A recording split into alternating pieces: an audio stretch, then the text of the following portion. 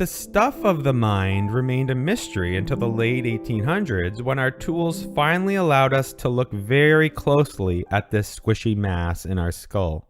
Kagel famously started investigating slices of this brain tissue very closely by injecting dye into the nervous system to see its structure. It turns out the brain tissue was not at all a solid mass, but composed of a dense mesh of connected cells called neurons. Neurons are communication cells that evolved to send signals within a body. They constantly fired in chain reactions like a microscopic electrical storm to generate our thoughts and feelings. The meaning behind these electrical patterns is still a mystery today, but from an engineering perspective, this was exciting because the entire mind seemed to be built out of one repeating thing, the neuron. And neurons were similar to existing electrical components we use every day, signal boosters or relays. By applying a weak electric current to the input side of the device, above a certain amount, flips a switch and sends a separate electric current down the output. Think of it as a switch which instead of physically pushing, you trigger with electricity. Eventually, we shrunk these devices down to the head of a pin called transistors. McCullough and Pitts famously defined how you could build a biologically inspired neuron out of existing electrical switches.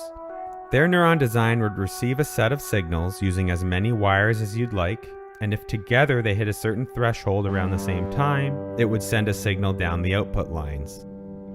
And they showed how you could connect neurons together in small networks to perform simple functions. And computation takes the form of groups of neurons firing together, creating a parallel wave of electrical activity which passes through the network. And these patterns of neuron activations are defined entirely by the connections between neurons. So the connection pattern is like the program of a neural network. This theory was best summarized in 1952 by Hayek in his first book, The Sensory Order. The question he started with was how to establish a connection between the patterns of energy in the outside world, which we sense, and the resulting patterns of energy inside our minds. He viewed things as follows. First, there is some physical wave of energy which hits our senses, whether it's a pattern of light hitting photosensitive cells in our eyes or sound hitting sensitive hairs in our ears, called a stimulus. This stimulus creates a wave of electrical pulses which travels down connections into our minds. He called this the primary impulse. It is like the raw data of the stimulus that our mind has access to. This leads to a second group of neurons which activate and send off another wave of electrical pulses, which he called the secondary impulse. And this sets off a third group of neurons, creating another wave of energy, and so on. Each step or layer in this process transforms the signal further to extract meaning.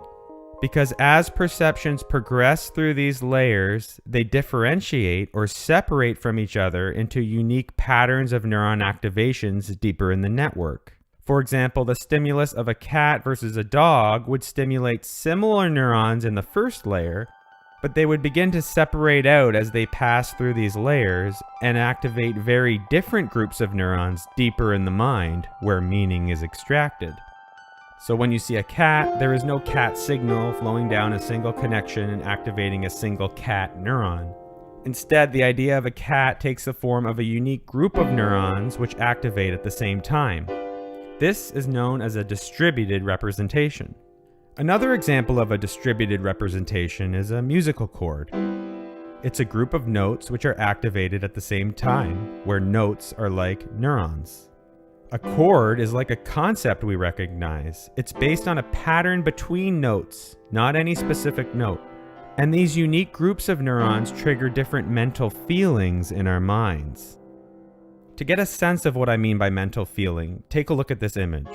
It contains two different things depending on your interpretation. You can actually feel the flip or clunk happening in your mind as it toggles back and forth between these two different interpretations. It is a result of different neuron activations in the deeper layers of your mind. So whether it's a shape or color or a person's voice or handwriting, we can feel differences or similarities mentally. And so once we develop a sense for a certain kind of perception, we can then attach a word to that feeling, known as conceptualization. Have to be a good dog. Bingo. Jumped up at Sam. This categorization of our perceptions into feelings we can recognize and attach words to, we call generalization or abstraction. And it's nice to think of abstraction as the counterpart to our annoying habit of forgetting specific details.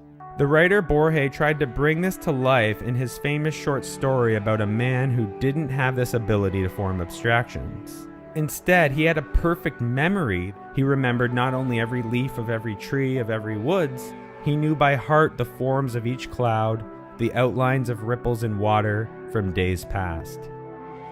But this power came with a downside. Because he noticed every difference, everything was different to him. In fact, his own face surprised him every time he saw it in a mirror. It was difficult for him to comprehend that the symbols of dog embraced so many unlike individuals of size and form. And beyond that, it bothered him that a dog at 314 seen from the side should have the same name as the dog at 315 seen from the front. And so he couldn't filter his perceptions into concepts based on shared patterns and attach a word to them. So the dream connectionists were left with was the creation of an actual machine which could form its own abstractions by making connections between perceptions.